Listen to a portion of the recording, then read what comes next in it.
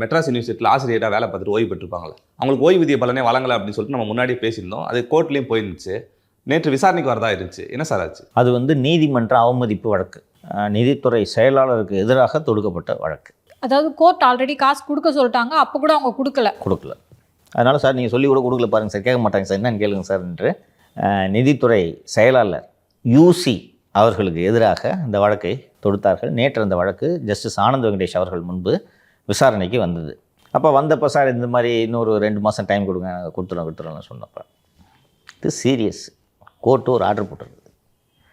Order போட்டோன்னு நீங்கள் மதிக்கலை. அதனால தான் அவங்க நீதிமன்ற அவமதிப்பு வழக்கு தொடுத்துருக்குறாங்க. அப்போ நிதித்துறை செயலாளரை வர சொல்லணுன்றதுக்காக தான் இன்றைக்கி என்ன கொடுக்குறீங்களா இல்லையா, நீங்கள் இப்போ நீங்கள் கொடுத்துருந்தீங்கன்னா இன்னொன்று முடிச்சிருப்பேன் நான்.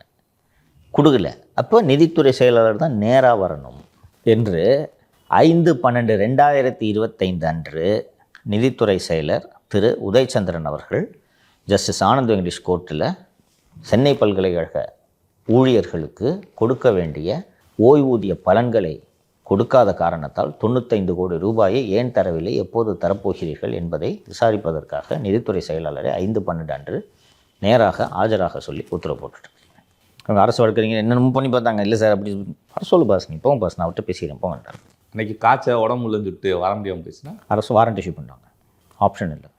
ரொம்ப அரிதான தருணங்களில் தான் நீதிமன்றம் அதிகாரிகளை வர சொல்ல. அன்றைக்கி நீ வரலன்னா அட்வொகேட் போய் ரெப்ரசன்ட் பண்ணுவார், ஏற்றுக்கலன்னா டெல்லி இஷ்யூ வாரண்ட், கைது செய்து ப்ரொடியூஸ் பண்ணி கொடுக்க வேண்டிய காசு தானே சார், கொடுத்துட்டு போகலாம்ல. இருக்கணும்ல. இது அவாய்டு பண்ணுறதுக்காக ஃபண்டு ரிலீஸ் பண்ணலாம். எங்கே இருக்குது? கடும் நிதி நெருக்கடியில் அரசு இருக்குன்ட்டு நான் சொல்லிட்டு இருக்கேன். சுரண்டிக்கிட்டே இருக்கிறாங்க. இன்றைக்கி தினமலரில் ஒரு செய்தி வந்திருக்குது.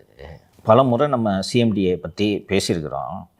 கன்சல்டன்ட்டுன்னு போட்டு 30 கோடி ரூபாய் பில்டிங்கை 90 கோடிக்கு மதிப்பை உயர்த்தி பல கட்டுமானங்களை செய்து கொண்டிருக்கிறார்கள். கன்சல்டன்ட்டு இந்த மயிலாப்பூரில் ஒரு 4-5 கன்சல்டன்ட் இருக்காங்க. அந்த கன்சல்டன்ட் அனுப்பிச்சோடனே திட்ட மதிப்பீடு 2 மடங்கு 3 மடங்காக உயர்கிறது. இதே போல் இந்த கூத்தம்பாக்கம் பஸ்ஸு நிலையம், பின்னி ரோடில் ஒரு காவல் நிலையம் ஒன்று, செம்பியம் காவல் நிலையம், ஏதோ ஒரு காவல் நிலையம், பேப்பர் மில்ஸ் ரோடு காவல் நிலையம், இது போல் பல கட்டிடங்களை 3 மடங்கு போட்டு கொள்ளையடித்து கொண்டிருக்கிறார்கள் சிஎம்டிஏல என்று நான் சொல்லியிருந்தேன். இன்றைக்கி பல்வேறு வழிகளில் சிஎம்டிஏவுக்கு 3900 கோடி ரூபாய் நிதி இருப்பு இருந்திருக்கிறது. 3900 கோடி ரூபாயும் காலி பண்ணிருக்காங்க. மொத்தம் 40% ஆப்பா சிஎம்டிஏ கான்ட்ராக்டில் எல்லாத்துலேயும் கமிஷன். அப்போ தான் இப்போது 10 கோடி ரூபாய் பில்டிங்கை 20 கோடியாக ஏன் ஆக்குறாங்க? 50% அடிச்சிடலாம்ல. பில்டிங் கட்ட 10 கோடி தான், கன்சல்டண்ட்டை கொடுத்து 20 கோடி ஆக்குறாங்க. இதை அப்போ எவ்வளோ அடிக்கலாம்? மொத்தம் இதில் பர்சன்டேஜ் எவ்வளோன்னா சேகர் பாபுக்கு மட்டும் 30%. மீதி 10% ஆஃபீஸர்ஸ்லாம் ஷேர் பண்ணிக்கலாம். அங்கே இருக்க பிளானரு, ஓய்வு பெற்ற அதிகாரிகள் நிறைய பேர் இந்த கன்சல்டன்ட்ஸு கான்ட்ராக்டர்ஸோடு சேர்ந்துக்கிட்டு செயல்படுத்தி இன்னும் காசு வாங்கிட்டு இருக்காங்களாம். சிஎம்டிலேருந்து வேலை பார்த்து ரிட்டையர் ஆகி போன பிறகு காசு வாங்கிட்டு இருக்காங்களாம். ஃபண்டே இல்லைன்ட்டு வந்திருக்கு. இப்படி இருந்தால் எப்படி நீ சென்னை பல்கலைக்கழக ஓய்வு பெற்ற, இன்னொன்று அது முக்கியமாக புரியுதா? அது காசு வருமா? இதெல்லாம் பகிர்மானம் செய்ய வேண்டிய பொறுப்பில் யார் இருப்பது? உதயச்சந்திரன். எனக்கு ப்ரையாரிட்டியா? ரிட்டையர் ஆகி 3 வருஷம் ஆகுதியா? 35 வருஷம் சர்வீஸ் போட்டுட்டு கையில் 10 விசா இல்லாமல் இருக்கான். அது கொடுக்கணும். உன் பென்ஷன் வராமல் இருந்து நீ இருப்பியா? அப்போ ஒரு அரசு அதிகாரி பேலன்ஸ் பண்ண எல்லாத்தையும் இங்கே தூக்கி நிதியை மொத்தமாக இங்கே கொடுத்துட்டு சுரண்டிக்கிட்டு போகிறாங்க. அங்கே ஓய்வு பெற்று நான் கோர்ட்டில் போய் அவன் சண்டை போட்டுக்கிட்டு இருக்கான். இதுக்கு தான் ஜட்ஜை வர சொல்கிறாரு. நீ நேராக வந்து சொல்லு, பஸ் வா பஸ். 95 கோடி பல்கலைக்கழக ஊழியர்களுக்கு கொடுக்கறதுக்கு உங்களுக்கு காசு இல்லை, 42 கோடிக்கு ரேஸ் நடத்துகிறீங்களே, காண்டாவுமா ஆவாதா? திரு செல்வ பெருந்தகை வேறு லண்டன் போகணும் அப்படின்னு சொல்லிட்டு காசு கேட்டிருக்காரு, நிதி இல்லை அப்படி சொல்லிட்டாங்களாம் சார். பாவத்தை. இந்த செல்வ பெருந்தகை எதிர்க்கட்சி தலைவர் என்ற முறையில் பொது கணக்கு குழுவின் தலைவராக இருக்கிறார், பப்ளிக் அக்கௌண்ட்ஸ் கமிட்டி. அந்த பப்ளிக் அக்கௌண்ட்ஸ் கமிட்டி இந்தியாவின் மற்ற மாநிலங்களுக்கெல்லாம் சென்று ஆய்வு நடத்துவது வழக்கம். போய் ஒவ்வொரு ஊர்லேயும் போய்ட்டு எப்படி பண்ணுறீங்கன்னு ஆய்வுலாம் பண்ணுவாங்க. செல்வ பெருந்தகை வித்தியாசமாக, நாம் ஏன் இந்த முறை லண்டன் சென்று நம் ஆய்வை நடத்தக்கூடாது என்று, கவர்மெண்ட் காசு தானே, ஒரு சொந்த கம்பெனிலாம் வர வச்சுருக்காரு லண்டனில், அப்படி போயிட்டு இந்த கம்பெனியோட கணக்கு வழக்கெல்லாம் பார்த்துட்டு மக்கள் கணக்கு வழக்குகளையும் பார்த்து விட்டு வரலாம் என்று கூட ஒரு 4-5 எம்எல்ஏங்கள்லாம் கூட்டிகிட்டு போகலான்ட்டு ஒரு ப்ரொப்போசலை சபாநாயகர் அப்பாவிட்ட கொடுத்தோன்னே அவர் அவை முன்னவ துரைமுருகனிடம் கொடுத்துருக்கிறார். துரைமுருகன் சிஎம் கிட்ட அனுப்பிச்சி விட்டுருக்காரு. சிஎம் தூக்கி போடியா, வேறு வேலை இல்லை, ஏந்து இங்கே வாலியை தூக்கிட்டு சுற்றுறது இல்லாமல் லண்டனுக்கு வேறு வாலியை தூக்கிட்டு போகணுன்றான், தூக்கி வை அப்படின்ட்டாங்களாம். பாவத்தை. அதுவும் நிதி நெருக்கடியின் காரணமாகத்தான் என்று சொல்கிறார்கள். இதுக்கு மேலெல்லாம் வாய்ப்பு இல்லை. பார்க்க ஏழ்மையான ஒரு மாதிரி இருக்காரு, லண்டனில் நிறுவனம் வச்சிருக்காருன்றீங்க. அவர் ஒரு ஏழை தலித். அப்புறம் நான் திரும்பி கேட்பேன், ஒரு தலித் லண்டன் போகிறது உனக்கு பொறுக்கலையா? ஐயோ, பேசாமல் இரு. ஈஸியாக ஆக்ட் வேணா சார். உங்கள் மனைவி பேரில் லண்டனில் பல நிறுவனங்களை நடத்தி வந்தால் நடுவில் சில நிறுவனங்கள்லாம் ஷட் டவுன் ஆகிடுச்சு. அதெல்லாம் ஆடிட்டர் பாண்டியன்ட்ட கொள்ளைச்ச காசு. சார் அதே போன்று நம்ம தொடர்ந்து வந்து பேசினா இந்த டைம்ஸ் ஆஃப் இந்தியாவில் தினகரன் பத்திரிகையாளர் அவரும் விடுறதா இல்லை. அந்த அம்பாசமுத்திரம் பல்வீர் சிங் கேஸு நீதிமன்றம் என்ன சார் ஸ்டே கொடுத்துட்டாங்க. காவல்துறை நினைத்தால் இந்த அதிகாரிகளை எப்படியெல்லாம் காப்பாற்றுகிறார்கள், காப்பாற்ற முடியும் என்பதை மக்கள் தெரிந்து கொள்ள வேண்டும். அப்படியே பல்வீர் சிங்கை அந்த பல்ல புடுங்கினது எல்லாரும் வீடியோவில் வந்து பேசினாங்க, நாம்ளே பார்த்தோம் இந்த பல்ல புடுங்கின ஃபோட்டோலாம். பாவம் சரளகளில் தேய்ச்சது எல்லாவற்றையும் பார்த்தோம். நானும் நெல்லை சென்று வந்திருந்தேன். அப்போதே வந்து அந்த ஊரில் எல்லாம் பல்வீர் சிங்க்கு ஆதரவாக ஃபோட்டோலாம் பேனர்லாம் வச்சாங்க. நான் போய் பார்த்துருந்தேன். இந்த பேனருக்கு எதிர் வீட்டில் ஒரு அம்மா இருந்துச்சு, யாருன்னு தெரியல தம்பி, நைட்டாக வச்சுட்டு போயிட்டாங்க என்றார்கள். இந்த பல்வீர் சிங் காப்பாற்றுறது அவ்வளோ வேலைகளை செய்தார்கள். அதுக்கப்புறம் கோர்ட்டில் சார்ஜ் ஷீட் போட்டு 13 மாதமாக கோர்ட்டுக்கே போகல. அது நம்ம தம்பி தினகரன் செய்தியாளர் தொடர்ந்து விடாமல் போட்டு ஒரு வழியாக பல்வீர் சிங் போய் அப்பியர் ஆகி ட்ரையல் கமெண்ட்ஸ் ஆகிடுச்சு. அந்த சார்ஜ் ஃப்ரேம் பண்ணதை சேலஞ்ச் பண்ணி பல்வீர் சிங் மதுரை நீதிமன்றத்துக்கு போயிருக்காரு. அதில் அவர் என்ன சொல்கிறாருன்னா, நான் இந்த மாதிரி கள்ளச்சாராயம் காய்ச்சுபவர்கள், சமூக விரோதிகள், இவர்கள் மீதெல்லாம் நான் நடவடிக்கை எடுத்தேன், அது பொறுக்காமல் என் மேலே பொய் வழக்கு போட்டாங்க. அது அவரோட டிஃபென்ஸ், என்ன வேணாலும் சொல்லிட்டோம். அவர் தாராளமாக அவர் சொல்கிறதுக்கு எல்லா உரிமையும் இருக்குது. அவர் எடுக்கிற கிரவுண்டு முக்கியமானது. சார் நான் இந்த ஊருக்காரன், எனக்கு தமிழ் தெரியாது, ஆனால் தமிழில் சார்ஜ் ஷீட் கொடுத்துருக்குறாங்க. இப்போ அவர் அவங்க அட்வொகேட்டு படிச்சுட்டு சொல்ல போகிறாரு, பட் அவர் கேட்குறது சரி, ரைட்டா? இன்னொன்று, கோர்ட்டு நினச்சா இதை கேட்கலாம், நம்ம நீ ஐபிஎஸ் எந்த காட்டுற அலர்ட் ஆகுதோ அந்த ஊர் மொழியை நீ பாஸ் பண்ணி லாங்குவேஜ் டெஸ்ட் எழுதணும், பாஸ் பண்ணிருக்கியா, பாஸ் பண்ணிட்டல போய் படிச்சுக்க அப்படின்ட்டு சொல்லலாம். பட் இருந்தாலும் this is not fair. 20-25 witness இருக்கும், சார்ஜ் ஷீட்டு ஒரு 3 பேஜ் வரும் அதிகபட்சம், ரைட்டா? எவ்வளோ நேரம் பாவம் சிபிசிடி இதை டிரான்ஸ்லேட் பண்ணுறதுக்கு? 3 பேஜ் தானாங்க சார்? அவ்வளோதாம்மா வரும். ஒரு நாள் மேக்ஸிமம் ஒரு நாள். என்ன சார்ஜ் ஷீட்டில் என்ன இருக்குது? பல்வீர் சிங் ஆகிய இவர் வந்து இந்த புகாருக்கு சம்மந்தமாக ஸ்டேஷனுக்கு வந்தவரை அடித்து பல்ல உடச்சி இந்த மாதிரி துன்புறுத்தினார் அப்படின்ட்டு, இது இந்தந்த பிரிவுகளின் கீழ் இவர் குற்றம் செய்திருக்கிறார் அப்படின்ட்டு ஒரு 2 பேஜ் 3 பேஜ். அதுக்கு மேலே சார்ஜஸ் வராது. ஸ்டேட்மெண்ட் ஆஃப் விட்னஸஸ்லாம் ஒரு 100 பக்கம் வருதுன்னு வச்சுக்கோங்க. சார் டிரான்ஸ்லேட்டர் வந்துருச்சு, ஏஐ வந்துருச்சு, பண்ணலாமா? வேணுக்குன்னு தான் பண்ணியிருக்காங்க. Balvir Singh is north Indian தெரியும் எனக்கு. சென்னை உயர்நீதிமன்றத்தில் இந்த கோபேக் மோடி அது இதுக்கெல்லாம் கேஸ் போட்டாங்கல்ல, அதெல்லாம் இங்கிலீஷில் கொடுக்குறாங்க. ஏன்னா நீங்கள் அந்த கிரவுண்ட்ஸில் எதுவும் கேட்டு டைம் வேஸ்ட் பண்ணிடக்கூடாது. நீங்கள் அந்த இதே மாதிரி இது சொல்லியிருக்கலாமா சார்? நான் எனக்கு தமிழும் தெரியும் இங்கிலீஷும் தெரியும், எப்படி தெரியாதுன்னு சொல்ல முடியும்? சிறிய வரலாற்று சம்பவத்தை சொல்லி வருகிறது. சொத்து குவிப்பு வழக்கு செல்வி ஜெயலலிதா மீது 1600 பக்கம் குற்றப்பத்திரிக்கை, சரியா? இழுக்கிறோம். எப்படி இழுப்பீங்க? ஜெயலலிதா தன்னோட ஆங்கில புலமையை ரொம்ப பெருமையாக பேசி கொள்ளக்கூடியவர். அவங்க போய் எனக்கு இங்கிலீஷ் தெரியாதுன்னெலாம் சொன்னால் நல்லா இருக்காது. தோழி இருக்கிறார் அல்லவா, உயர்நீதிமன்றத்தில் எல்லாத்தையும் டிரான்ஸ்லேட் பண்ணி கொடுத்துட்டு வழக்கை போட்டு உயர்நீதிமன்றம் பல்கலைக்கழக பேராசிரியர்கள்லாம் வச்சு 2000 பக்கத்தை டிரான்ஸ்லேட் பண்ணாங்கப்பா தமிழில். எல்லாம் பேங்க் டாக்குமெண்ட்டு, சசிகலாட்ட இல்லாத வக்கீலா. டிரான்ஸ்லேட் பண்ணி முடித்த உடனே தகுதியான ஆட்கள் இதை மொழிபெயர்க்கவில்லை, மொழிபெயர்ப்பாளர்கள் சரியில்லை. இப்படி தான் இழுத்தாங்க 18 வருஷம் அந்த கேஸை. அதுபோல் பல்வீர் சிங் வழக்கு விவகாரத்தில் இது ஒரு முக்கியமான பாயிண்ட்டுன்னு கோர்ட்டு கருதுது. ஆமாம், ஏன் இங்கிலீஷில் தரல அப்படின்ட்டு ஜனவரி வரைக்கும் ஸ்டே பண்ணியிருக்காங்க. அந்த வழக்கு கன்விக்ஷனில் போய் முடியும், பல்வீர் சிங் ஜெயிலுக்கு போய்டுவார். இன்னொரு விஷயத்தையும் மக்கள் புரிந்து கொள்ள வேண்டும். இப்போது இது கோர்ட்டில் நடக்கிற சார்ஜஸ், ரைட்டா? துறை ரீதியான நடவடிக்கையை அரசு எடுக்கலாம் இதே குற்றச்சாட்டுக்காக. அதை எடுத்து இவரை டிஸ்மிஸ் பண்ண முடியும். அதை எடுக்கலாம்ல. சஸ்பெண்ட் கூட பண்ணாமல் வேலையில் வச்சுருக்காங்க.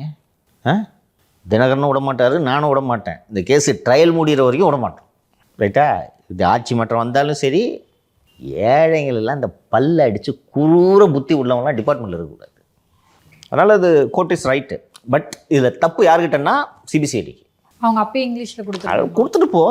மற்ற குற்றவாளிகள் சப் இன்ஸ்பெக்டர் ஏட்டையெல்லாம் இருப்பாங்களா, அவங்களுக்கு தமிழில் கொடுங்க. எவ்வளோ நேரம் ஆகும் போகுது? இதுக்காக போடுங்க ஒரு 4 பேர். சார் இன்னைக்கு தினமலரில் கூட்டணி தொடர்பான எதிர்பார்ப்புகள் என்னென்ன, ராகுலுடன் 1 to 1 பேசுங்க அப்படின்னு சொல்லிட்டு விஜய் சொல்லியிருக்கதா இன்னைக்கு செய்தி வந்திருக்கு சார். அதுக்கு என்ன பொருள்?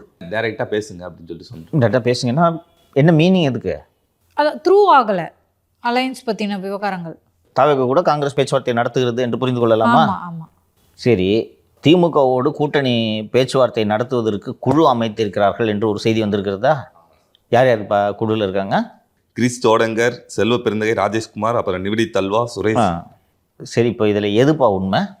முன்னாள் உள்துறை அமைச்சர் ப. சிதம்பரம் அவர்களே போட்டிருக்காங்க. என்ன போட்டிருக்காருப்பா? தமிழ்நாடு சட்டப்பேரவை தேர்தலை கருதி திமுகவுடன் பேச்சுவார்த்தை நடத்துவதற்கு காங்கிரஸ் தலைமை 5 உறுப்பினர் குழுவை நியமித்திருப்பதை வரவேற்கிறேன். இந்தியா கூட்டணியின் ஒற்றுமையை இந்த அறிவிப்பு வலியுறுத்துகிறது. இப்போ இது ரெண்டுல எது உண்மையான செய்தி? தினமலரில் என்ன வந்திருக்கு? ராகுல் காந்தி அவர்கள்ட்ட பேசுங்க அப்படின்னு சொல்லி விஜய் சொன்னார். ஒன்று. இப்போ இதில் எது உண்மை செய்தி? சிதம்பரம் அவர்கள் போட்ட ட்விட்டு தான் உண்மையாக இருக்கணும். இந்த மல்லாக்கப்படுத்து விட்டத்தை பார்த்து விரும்பியதை எல்லாம் செய்தியாக்கும் அந்த செய்தி தான் அந்த செய்தி. புரியுதா? இப்படி தான் எது பிளான்ட்டு எது நியூஸ்ன்றது கண்டுபிடிக்கும். நம்ம ரொம்ப விரிவாக நிறைய நிகழ்ச்சியில் பேசியிருக்கோம். ஒய் ஷுட் காங்கிரஸ் சூஸ் டிவிக்கே? இது மாதிரி உன் சந்தோஷத்துக்காக இப்போ ஒரு பேஸ்கெட் பால் அண்ணாச்சி தான் போட்டிருப்பாருது. எதுக்கு? விஜய்க்கு இது சொல்லு. 1 to 1 ஜி என்னங்க சார் பொசுக்குன்னு குழு அமைச்சிட்டாங்க காங்கிரஸ். இப்போ இதை நீங்கள் 2 பேருமே பாலிடிக்ஸை தெரிஞ்சுக்கணும். இப்போது யார் சைட்லேருந்து இனிஷியேட்டிவ் அதிகம் எடுக்கப்பட்டிருக்கிறது? காங்கிரஸ் சைடு. காங்கிரஸ் சைட்லேருந்து. ஆனால் அதற்கு முன்பு திரைமறைவில் ஒரு விஷயம் நடந்திருக்கிறது, அதையும் பேசிவிடுவோம். 3 நாட்களுக்கு முன்பு காங்கிரஸ் கட்சியோட கூட்டம் ஒன்று நடந்ததா இந்த சார் பற்றி விவாதிப்பதற்கு? அந்த கூட்டம் நடந்த அன்று திராவிட மாப்பிள்ளை சார் டெல்லியில் இருந்தார். ராகுலை சந்தித்து விரிவாக பேசி எண்ணிக்கை உள்ளிட்டவற்றை இறுதி செய்துவிட்டு வந்துவிட்டார். இந்த குழுலாம் ஃபார்மாலிட்டி, ரைட்டா? திராவிட மாப்பிள்ளை சார் ராகுலோட பேசி ஃபைனலைஸ் பண்ணிட்டாரு. They both are friends. நான் மாப்பிள்ளை சாரை சந்திக்கும் போது தான் என்கிட்ட சொல்லியிருக்காரு, they're in 1 to 1 touch with ராகுல். அவர் மாப்பிள்ளை சார் சொல்லியிருக்காரு, நான் டேரெக்டாக டச்சில் இருக்கேங்கன்ட்டு. இப்போது 21க்கு முன்னாடியே என்கிட்ட சொல்லியிருக்காரு. சரியா? நம்பர்ஸ் இன்க்ரீஸ் ஆகாது, 25 தான். அதை முடிச்சிருப்பாங்க அங்கே பேசி. ராகுல் சரின்ட்டுருப்பார், முடிங்க பேசி அப்படின்ட்டுருப்பார். காங்கிரஸ் ஏன் இதுக்கு சம்மதம் தெரிவிக்கணும்? மாப்பிள்ளை சார் ஏன் அங்கே போகணும்? ஒருவேளை காங்கிரஸ் வெளியே விட்டா கொஞ்சம் திமுக பலவீனமாயிருமோ அப்படின்னு திமுக நினைக்குது. அதுக்கு ஏன் காங்கிரஸ் ஒத்துக்கணும்? பீகாருடைய தோல்வி எதிரொலி, ரைட்டா? Both NEET each other. இதான் அரசியல். முந்தா நாள் வரைக்கும் ஒன்றும் இல்லை, பேசிகிட்டு இருந்தாங்க தாவேக்க. முந்தா நாள் தான் பேசணும் இல்லையா? பிரவீன் சக்கரவர்த்தி எப்படி மாறிச்சு இன்னைக்கு?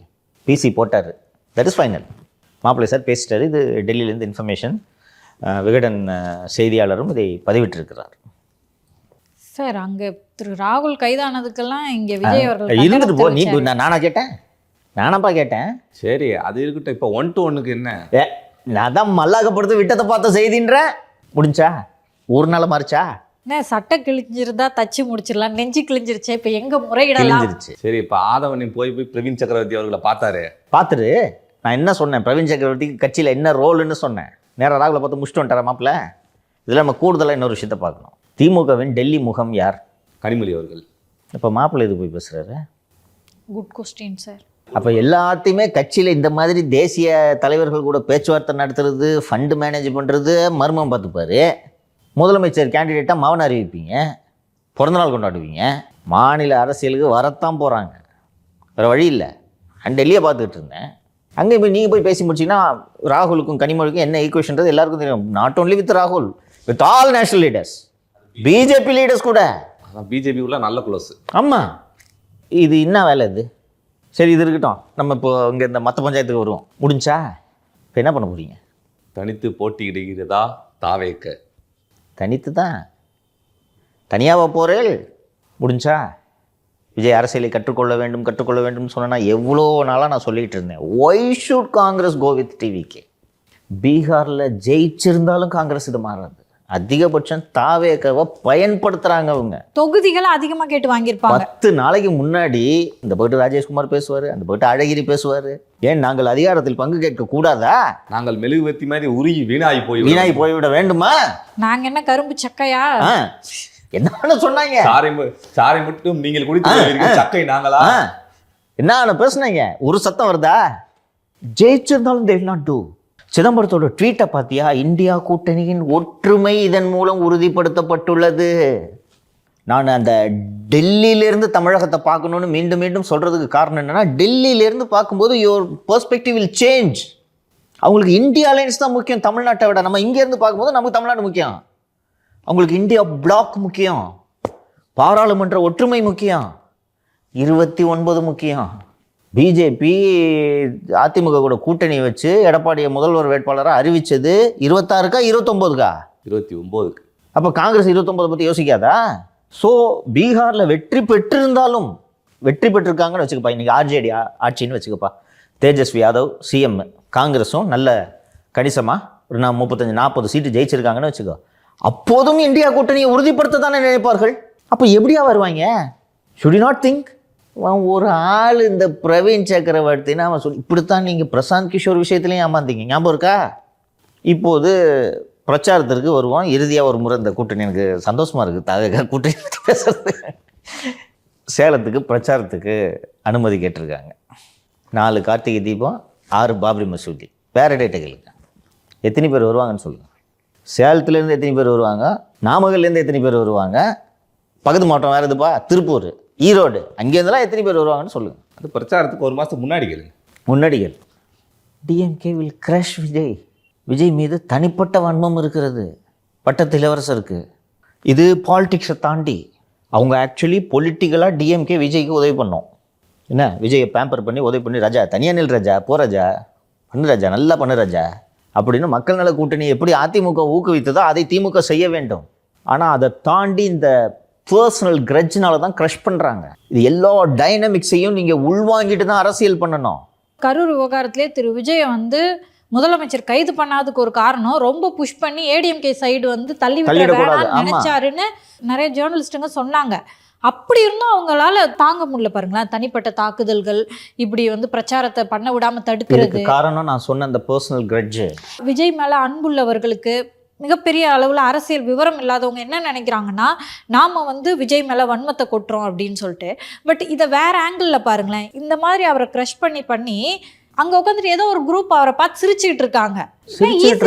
அரசியல் இப்போ தெரிஞ்சிருக்கோம் அப்படின்னு சொல்லிட்டு சிரிச்சுக்கிட்டு இருக்காங்க. விஜய் எந்திரிக்க கூடாதுன்னு நினைக்கிறாங்க. அந்த கரூர் சம்பவத்தில் கூட சார் அவர் மீது வந்துட்டு கைது நடவடிக்கை எஃப்ஐஆர் போடல. ஆனால் வந்துட்டு தமிழ்நாடு முழுக்க வந்துட்டு கொலைகாரன் விஜய்னு சொல்லிட்டு போஸ்ட் ஓட்டப்பட்டுச்சு. மாரலாக டேமேஜா, கரெக்டான பாயிண்ட் சொன்ன நீ, சூப்பர் பாயிண்ட்டு. கொஞ்சம் யோசிச்சு பாரு.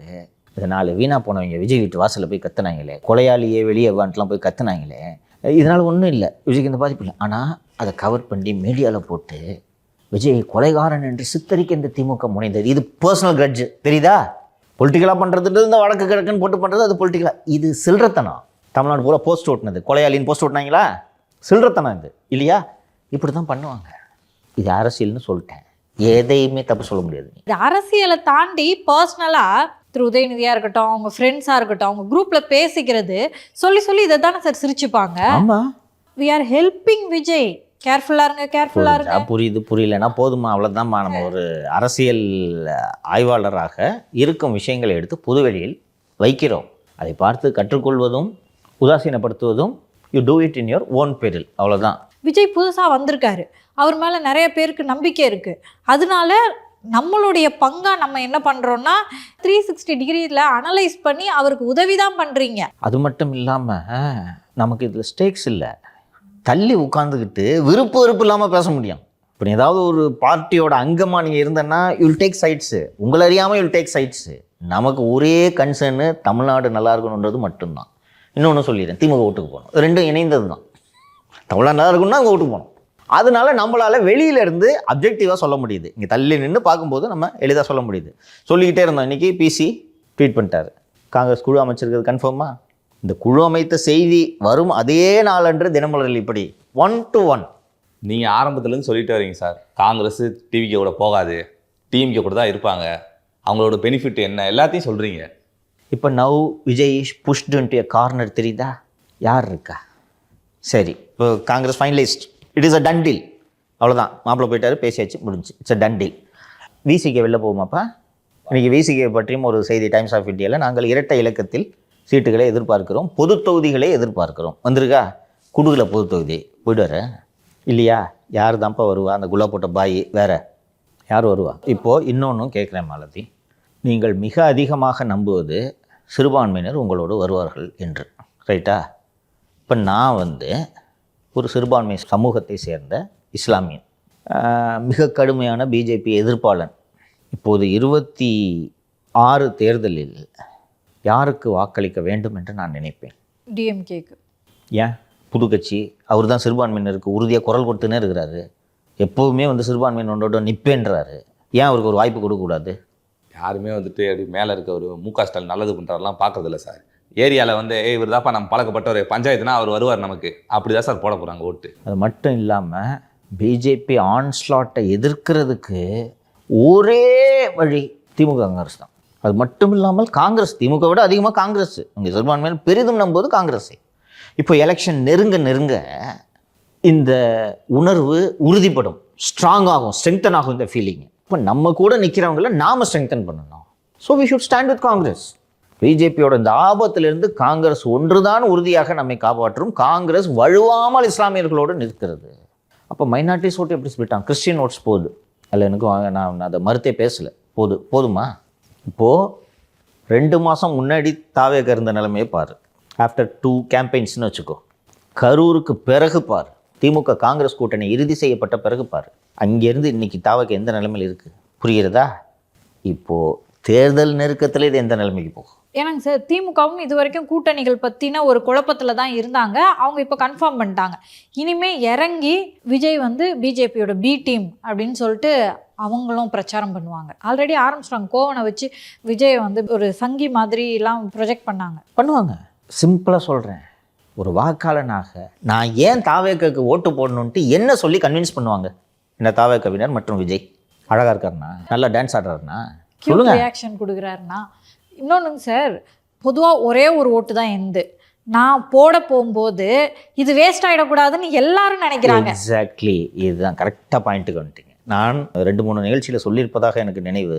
26 தேர்தல் யார் ஆட்சிக்கு வர வேண்டும் என்பதை விட யார் ஆட்சிக்கு வரக்கூடாது என்பதை மையமாக வைத்து நடக்க இருக்கக்கூடிய தேர்தல். திமுக மீண்டும் ஆட்சி செய்ய வேண்டுமா வேண்டாமா, இவ்வளோதான் இஷ்யூ. அது இஷ்யூவாக இருக்கும்போது திமுகவை யார் வீட்டுக்கு அனுப்ப முடியுன்றதை தான் ஒரு வாக்காளனாக நான் யோசிப்பேன். எனக்கு விஜய் பிடிக்கும், புதிய கொள்கையெல்லாம் சொல்கிறாரு, ப்ராமிசிங்காக இருக்காரு, யங் பொலிட்டீஷியன், மிகப்பெரிய சினிமா கேரியரை விட்டுட்டு வந்திருக்காரு, எல்லாம் ஓகே. இவருக்கு ஓட்டு போட்டு ஒருவேளை திமுக வந்துச்சுன்னா இதை மக்கள் யோசிப்பாங்கன்னு இப்போ நான் ஒரு 3 மாதம் முன்னாடி சொன்னேன்னு நான் நினைக்கிறேன். வருதாப்போ? அண்டு இந்த நேரத்தில் நேற்று தான் டாமி மாதிரி ஒரு குட்டி டாமி இறக்கி விட்ருக்காங்க.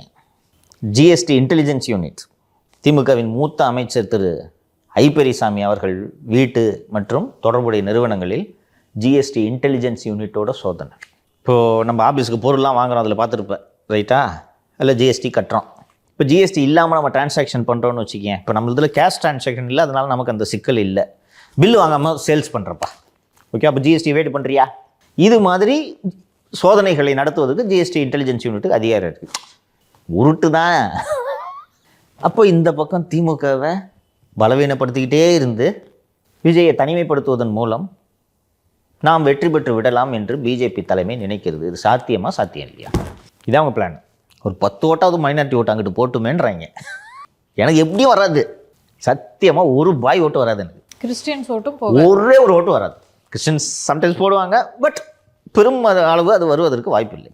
இப்போ அட்லீஸ்ட் கிறிஸ்டின் ஓட்டாவது எடுக்கிறாரு. மதமாற்ற தடை சட்டம் அது இதுன்னு சொல்லிட்டு காண்டில் இருக்காங்க கிறிஸ்டின்ஸு பிஜேபி மேலே, ஓகேவா? அவங்களும் சும்மா இல்லையே, ரைஸ் பேக்கு கன்வெர்ட் என்ன பண்ணுறாங்க. அது தாண்டி சார், திமுக மேலேயே அவங்க காண்டில் இருக்காங்க. இந்த கல்லறை தோட்டம் அமைக்கிறதுல சிக்கல், அதாவது அவங்களோட சிறு சிறு கோரிக்கைகளை கூட அவங்க நிறைவேற்றல. அப்போ அவங்க மொத்தமாக போய் திமுகவுக்கு போடுறதுக்கு பதிலாக மொத்தமாக போய் அங்கிட்டு போட்டால் பிஜேபிக்கு நல்லதா இல்லையா? பிஜேபியோட பிளானே தாவக தனியாக நிற்க வைக்கிறது. அதுதான் சார், 2 பக்கத்துலையும் திமுகவாக இருக்கட்டும் பிஜேபியாக இருக்கட்டும் தனியாக நிறுத்தி வச்சு நம்ம பலன்களை அனுபவிக்கணும்னு நினைக்கிறாங்க. பட் விஜய் அவர்கள் கேர்ஃபுல்லாக இருந்து அவர் தான் அவருடைய பலன்களை பெற்றுக்கணும். திமுக வீட்டுக்கு அனுப்பணுமா? நான் பல முறை சொல்லியிருக்கேன், that is with Vijay, without Vijaya, despite Vijay, தில் கோ ஹோம். திமுக உறுதியாக வீட்டுக்கு அனுப்புறதுக்கு விஜய் தனியாக நிற்பதன் மூலம் உதவுவார் என்றால் அப்படியே இருக்கட்டுமே. ஒரு விஜய் வந்து நாங்கள் எதிர்கால நம்பிக்கையாக வச்சு சொல்லணும்னா, அவர் ஜெயிக்கிறத, அவர் அதிகமான எம்எல்ஏக்கள் கையில் வச்சுக்கிறத அவர் உறுதி பண்ணிக்கணும்னு சொல்கிறேன். ஏன் இல்லைன்னா சினிமாவுக்கு போக போகிறாரு? வேற ஒரு துறையிலேருந்து வந்து இன்னொரு துறையை சூஸ் பண்ணிட்டாரு. அப்போ ஜெயிக்கணும்ல. தப்பாக முடிவுகள் எடுத்துக்கிட்டு இருந்தா இப்போது அடுத்தடுத்த தொகுதிகளில் பர்மிஷனே இவங்க கொடுக்க மாட்டாங்கன்னு தெரிஞ்சு போச்சுப்பா. நாளைக்கு ஏதோ ஜேபிஆர் பொறியியல் கல்லூரியில் நேற்று அரங்க கூட்டம் மாதிரி நடத்து ஒரு 1500 பேர் 2000 பேரையோ பை இன்விடேஷன் சந்திக்கிறார் போல இருக்கு. இது மாதிரி ஊருக்கு கூட்டம் நடத்துறது தான் பிரச்சார வடிவம், தெரியுமா? Is it enough? அங்கே வெளியில் கட்டி உருண்டுக்கிட்டு இருக்காங்க பிரச்சாரத்தில். இவர் ஒவ்வொரு இடத்துக்கும் போய் இது மாதிரி ஒரு ஹாலில் நண்பா நண்பீஸ்ன்னு பேசிட்டு ஜெயிச்சிடலான்னு நினைக்கிறாரு. சாத்தியமாமா? அது இண்டிகேட் தாம்மா பண்ண முடியும். நீங்கள் சொல்கிறதெல்லாம் நானும் ஒத்துக்கிறேன். எனக்கும் திரு விஜய் அவர்கள் இதில் வெல்ல வேண்டும் என்ற விருப்பம்தான். அரசியல் ரீதியாக உறுதியாக என்ன நடவடிக்கை எடுத்தீர்கள்? இங்கே உங்களோட இந்த 1.5 ஆண்டு கால அரசியல் பயணத்தை எடுத்துக்குவோம். 2 பெரிய மாநாடு, 3 சின்ன மாநாடு, ஆல் மீட்டிங்கு, ஒரு 4 பிரச்சாரம். இதை தாண்டி உங்கள் அரசியல் செயல்பாடு என்ன? எப்படி நான் நம்புவேன் வாக்காளனா உங்களை? நீங்கள் சூப்பர் ஸ்டார்ண்ணா பாஸு, நீங்கள் பாட்டு சினிமாவுக்கு போயிடுவீங்க பாஸு, 5 வருஷம் போராடினவங்க கூட, புரியுதா? எங்கள் வாழ்க்கை நேற்று ஏதோ ஊரில், கிருஷ்ணகிரியிலையோ ஏதோ ஒரு ஊரில் 52 வேக்கன்சிக்கு எவ்வளோ பெரிய கூட்டம் இருந்துச்சு பார்த்தியா செய்தியா? ஆமாம் சார். அந்த நிலைமையில் தான் இருக்காங்க எல்லாரும். வர முதலீடு பூரா பக்கத்து ஊருக்கு போயிட்டு இருக்குது. ஏதோ ஒரு தனியார் நிறுவனம் தான், அது ஒரு 52 வேகன்சிக்கு எவ்வளோ பேர் நின்றுதாங்க பார்த்தியா? அந்த கூட்டத்தை பார்த்தியா? நீங்கள் பாட்டு சினிமாவுக்கு போயிடுவீங்க பாஸ். உங்களால் இங்கே வேலை வாய்ப்பை உறுதி செய்ய முடியுமா? ஃபஸ்ட்டு எதை வச்சு நீங்கள் ஆட்சிக்கு வருவீங்கன்னு நம்புறது? உங்கள் செயல்பாடுகள் நல்லா இருக்கணும்ல. அவங்களோட கட்சியை அவரை காப்பாற்றிக் கொள்வதற்கே அவர்கிட்ட சிறந்த ஸ்ட்ராட்டஜி இல்லை. அவ எப்படி தமிழ்நாட்டை காப்பாற்றுவார்? சரியா எப்படி நிர்வாகம் பண்ணுவார்? நீங்கள் நல்லா நிர்வாகம் பண்ணுவீங்க, சிறப்பாக செயல்படுவீங்கன்ற நம்பிக்கை ஏற்படுத்துறதுக்கு இந்த 1.5 ஆண்டு காலங்களில் ஒரு அரசியல் தலைவராக உங்களது செயல்பாடு என்ன? திமுக அவரை போட்டு நெருக்கடி பண்ணிட்டு இருக்குன்றதுனால விமர்சனம் பண்ணல. ஒரு கிரைசிஸ் நடந்தோன்னா ஓடி தானே சார் போனீங்க நீங்கள். அந்த நேரத்தில் அவரை போட்டு எல்லாரும் சேர்ந்து அவரை அடிக்கக்கூடாது அப்படின்றதுக்காக இன்றைக்கி பேசலை. இன்றைக்கி பேசலாம். ஒரு நெருக்கடி வருது, நின்று ஃபேஸ் பண்ணுமா ஓடி போகணுமாயா? போய் இந்த செத்தவங்க வீட்டில் ஆறுதல் சொல்லுங்கயாண்ணா. நீங்கள் போக முடியல, கட்சி நிர்வாகிகள் அனுப்பியிருக்கணுமா இல்லையா? ஆர்டிஜிஎஸில் பணத்தை போட்டு விட்றீங்க, அவங்கெல்லாம் இங்கே கூட்டு வந்து ஆறுதல் சொல்கிறீங்க. 2 நாள் சாப்பிடல, 3 நாள் சாப்பிடல, அவங்க கட்சி நிர்வாகி பூரா தலைமறைவாகிறாங்க. எப்படி சார் உங்களை நம்பி ஆட்சி ஒப்படைக்கிறது? இந்த கேள்விகள் எல்லா வாக்காளர்களுக்கும் வரும். தேர்தல் நெருக்கத்தில் இந்த கேள்விகள் இன்னும் அதிகமாக வரும். இன்னும் அதிமுக பிஜேபி கூட்டணி உங்களை விமர்சனம் பண்ண தொடங்கலை. அப்போ 2 தரப்பும் அடிப்பாங்க. அதை ஃபேஸ் பண்ணி வாங்க. உங்களுக்கு தான் வியூக வகுப்பாளர் ஜான் ஆரோக்கியசாமி இருக்கிறார். அவர் இருக்கும்போது உங்களுக்கு என்ன பயம்? ஆதவ அர்ஜுன் அவர்கள் இருக்கார் சார், பெரிய பாலமா. இது அவங்களுக்கு மிகப்பெரிய ஷாக்காக இருக்கும்னு நினைக்கிறேன். ஷாக்கா இருக்கக்கூடாது மாலதி. அரசியல் புரிஞ்சா அது ஷாக்காகவே இருக்காது. ஏமா எத்தனை நாளப்பா சொல்லுகிறேன் நான். ஒரு தேசிய கட்சி அந்த பிசியோட அந்த 2nd பேராகிராஃப் சிம்பிளிஃபைஸ் எவ்ரிதிங். இந்த அறிவிப்பின் மூலம் இந்தியா கூட்டணி மேலும் உறுதிப்படுகிறது. அவங்களோட கவனம் India alliance, not TVK or Tamil Nadu. Sir, இப்போ இதுக்கப்புறமாவது இந்த ஆதவ் பிளான் பண்ணுறாருல, காங்கிரஸோட தாவேகா கூட்டணி பேச்சுவார்த்தை நடத்திட்டு இருக்குன்னு, அதை நிறுத்துவாரா மாட்டாரா? இன்றோடு இது முற்றுப்புள்ளி. கூட்டணிலாம் சும்மா அப்படி தான் கமிட்டிலாம் போட்டிருப்பாங்க அப்படின்னு நினச்சிக்கிட்டு இது பண்ணிட்டாங்க. பிசிலாம் இப்படி ட்வீட் பண்ணுறத நம்ம எதிர்பார்க்கல.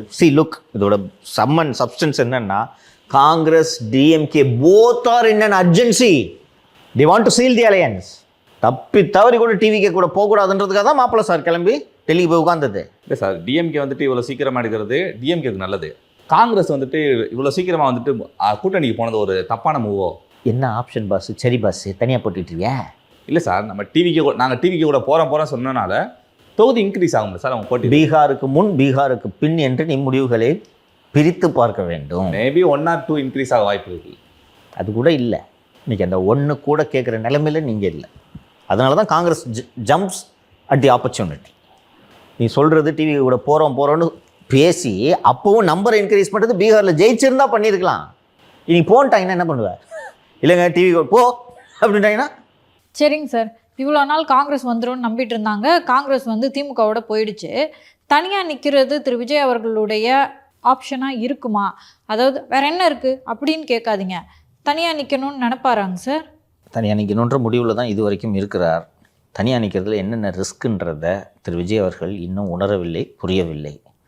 விஜய் அவர்களின் எதிர்காலத்திற்கு அதிமுக பாஜக கூட்டணியில் இணைவது தான் நல்லது. ஏன்னா கணிசமான எண்ணிக்கையில் இடங்களை பெற்று எம்எல்ஏவாகவும் அதை கன்வெர்ட் பண்ணுறதுக்கு பாசிபிலிட்டி இருக்குது.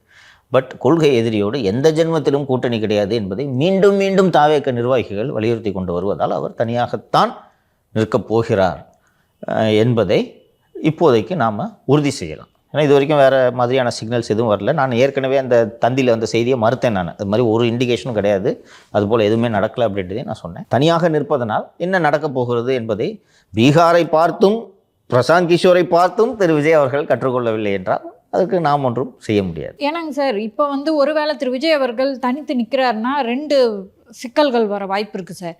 ஒன்று, ஓட்டுக்களை பிரித்து திமுக ஜெயிக்கலாம். இன்னொன்று, பயங்கர மோசமாக திரு விஜய் அவர்கள் தோற்று போவார். ஸோ அது அவரோட இமேஜை காலி பண்ணிடும்ல. That is Vijay's problem. What can we two?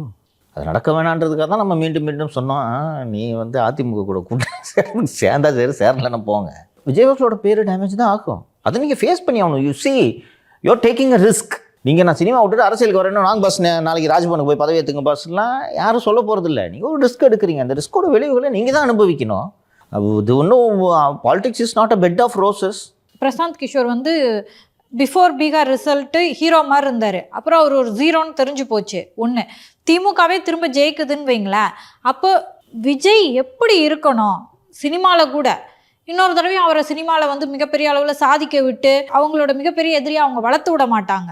Kamal மாதிரி திரும்ப போய் திரு கருப்பழனியப்பன் சொன்ன மாதிரி மீண்டும் அவர் திமுக கிட்ட தானே சார் அடிபணிய வேண்டிய நிலைமை ஏற்படும்.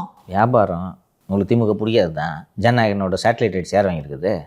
அது ப்ரொடியூசர் முடிவு பண்ணுவாங்க. ப்ரொடியூசர் முடிவு பண்ணா உங்களால கண்ட்ரோல்ல இல்லைல்ல. நாளைக்கு நீங்க சினிமாவுக்கு போனாலும் உங்க கண்ட்ரோல் அது இல்லைல்ல. நீங்களே 200 கோடி போட்டு உங்களை வச்சு படம் எடுத்துக்க போறது இல்லைல்ல.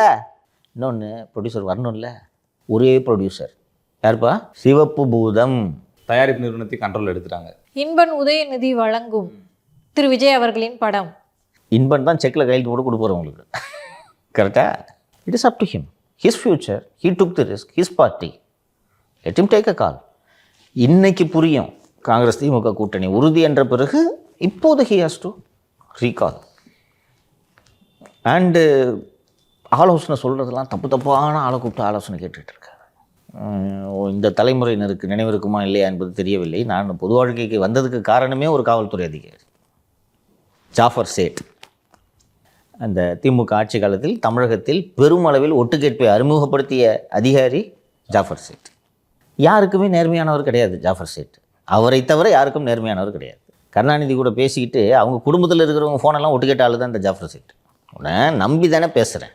நீ கருணாநிதி கவர்மெண்ட்டு தான் உன்னை இவ்வளோ பெரிய பதவி கொடுத்து இவ்வளோ அதிகாரத்தை கொடுத்து வச்சுருக்கு. அவங்க குடும்பத்தில் இருக்கிறவங்க பேசுனாங்கன்னா அதையுமா டேப் பண்ணி வைப்ப. அப்படிப்பட்ட ஆளோடு 3 மணி நேரம் ஆலோசனை நடத்தியிருக்கிறார் விஜய். வேணா நான் பார்ட்டிலே ஜாயின் பண்ணிக்கிறேன்னு வர ஆஃபர் பண்ணியிருக்கேன். இப்போ இங்கே போக்கடன் இல்லை, இங்கே சேர்க்கறது இல்லை.